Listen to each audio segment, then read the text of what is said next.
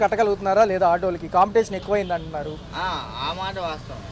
ఎందుకు గతంతో పోల్చుకుంటే ఈ ఫీల్డ్ ఎక్కువ మంది వచ్చారు. రెండోది రిటైర్డ్ అయిన వాళ్ళు కూడా ఇదే ఫీల్డ్ అంట ఫస్ట్ నుంచి. ఎందుకంటారు ఎందుకు ఈ కాంపిటీషన్ అంటారు? కొంతమంది చేసుకునే వాళ్ళు ఉంటారు, చేయని వాళ్ళు ఉంటారు. ఏంటి అలా అన్న చేసుకున్న వాళ్ళు అంటే ఇప్పుడు ఏ పని లేని సోంబేరిగా తిరుగుతారు.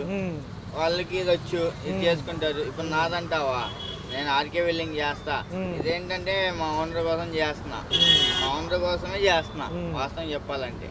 మరేంటి ఎలా ఉంది? ఫైనాన్సులు బాగా ఎక్కువ ఉన్నాయి అంటున్నారు. రెండోది చూస్తేనే కిరాయిలు తక్కువ ఉంటున్నాయి, సర్వీసులు కూడా చాలా తక్కువ ఉంటున్నాయి తక్కువ ఉంటున్నాయి కానీ ఫైనాన్షియల్ మాత్రం గట్టిగా దమ్ చేస్తున్నారు. మరి గతంలో జగన్మోహన్ రెడ్డి 10,000 ఇచ్చినప్పుడు ఏమైనా అందుకున్నారా? పర్లేదా? అప్పుడేంటి ఇప్పుడేంటి అన్న, అప్పుడే ఈ ప్రభుత్వం ఎక్కి ఎన్ని నెలలు అయింది? 7 నెలలు. 7 నెలలు. ఆ ప్రభుత్వం ఎక్కి అప్పుడు 5 ఏళ్ళు గట్టిగా కొట్టారు. తేడా ఏమని చెప్పు, ఇదే కొద్దిగా లేటుగా ఎక్కింది. ఏమో ముందేమైనా పెరిగిద్దో తగ్గిద్దో చెప్పలేము కదా. ఈ రోడ్లు రిపేర్లకి వాటికి ఇంతవరకు రిపేర్లు కన్నా వచ్చాయి అంటున్నారు. రోడ్లు రిపేర్లు ఇంతకు ముందు నుంచే ఉన్నాయన్న. మరి ఏంటి బాగానే ఉందా? పర్లేదు. సంక్రాంతికి ఏమైనా బాగు చేశారా వీళ్ళు వచ్చాక? ఏం బాగు చేశారు? రైల్వే స్టేషన్ రోడ్డు అలాగే ఉంది. అంటే అలా కాదు, చేస్తున్నారు. కాకపోతే చెయ్యాలి, టైం పట్టిద్ది ఏమో. ఏంటి కేసులు రాస్తున్నారు? తెగ కేసులు రాస్తున్నారు ఎందుకని?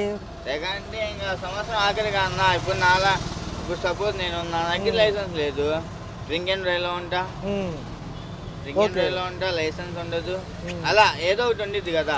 వాళ్ళ జాబ్ వాళ్ళు చేసుకుంటారు, మన డ్యూటీ మనం చేసుకున్నాం. మన దగ్గర అన్ని కరెక్ట్ ఉంటే వదిలేస్తారు. మరి నెలకి ఎంత అవుతుంది సుమారు? ఈ పెరిగిన ధరలకి చాలా కష్టంగా ఉందంటున్నారు. ఒక పక్క చూసుకుంటే కరెంటు ఛార్జీలు కానివ్వండి, నిత్యావసర సరుకుల ధరలు ఎలా మరి మెయింటైన్ అవుతుందా? పర్లేదా?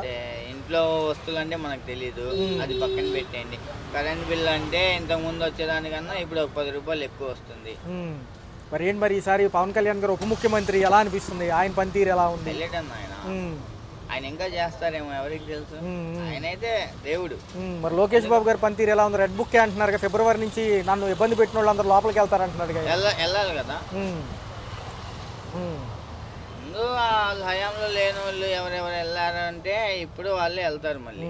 మరి ఏంటి అమరావతి పోలవరం బాగుంటుందా? కంపెనీలు అమరావతి బాగుంటే మనం బాగుంటాం కదా అన్న. అవునవును, అమరావతి బాగుంటే మనం బాగుంటాం. జగన్ వస్తానంటున్నారు ఫిబ్రవరి నుంచి జనంలోకి. మళ్ళీ జనంలో వస్తారా? మళ్ళీ పాదయాత్ర రానివ్వండి అన్న. నెక్స్ట్ ఎవరికి గెలుస్తారు అది ముఖ్యం మనకి. జనంలో వస్తారు ఏమండి, జనంలో నువ్వు వస్తావు, నేను వస్తా, ఆయన వస్తారు. మరి ఈసారి సీఎం బరిలో పవన్ కళ్యాణ్. చంద్రబాబు గారు లేకపోతే పవర్ స్టార్ వచ్చేది. ఓకేనా? అది కాదంటారా? ఈయన కాదంటారా? వచ్చేది పవన్ కళ్యాణ్ గారు. మరి ఏంటి రేపు ఉగాది నుంచి ఉచిత బస్సు అంటే మరి ఆటో వాళ్ళకి కొంచెం ఇబ్బందే కదా? ఎవరికి ఉండేది వాళ్ళకి ఉండిద్ది అన్న. అదేముంది, ఇప్పుడు న్యాయం జరిగిద్ది కదా. ఆటో వాళ్ళకి న్యాయం ఉండదు, ఇబ్బంది అనేది వదిలే ఇది చేయదు కదా. వాళ్ళు ఇది చేస్తున్నారంటే అదే నెక్స్ట్ వీళ్ళ పరిస్థితి ఏంటి, వీళ్ళు ఏం తింటారు అనేది ఒకటి ఆలోచిస్తారుగా. 7 నెలలు ఎలా అనిపించింది? ప్రభుత్వాలు వచ్చాక 7 నెలలు అవుతుంది, ఎలా అనిపించింది? 7 నెలలు ఎలా అనిపించింది అంటే అన్న, కొన్ని మంచిగా జరుగుతున్నాయి. ఎందుకు అబద్ధం చెప్పడం? కొందంటే మనకు తెలీదు. మన ఏరియా మంది అనే పార్టీకి బాగానే జరుగుతున్నాయి, మిగతావంటే మనకు తెలీదు. ఎందుకు అబద్ధం చెప్పడం?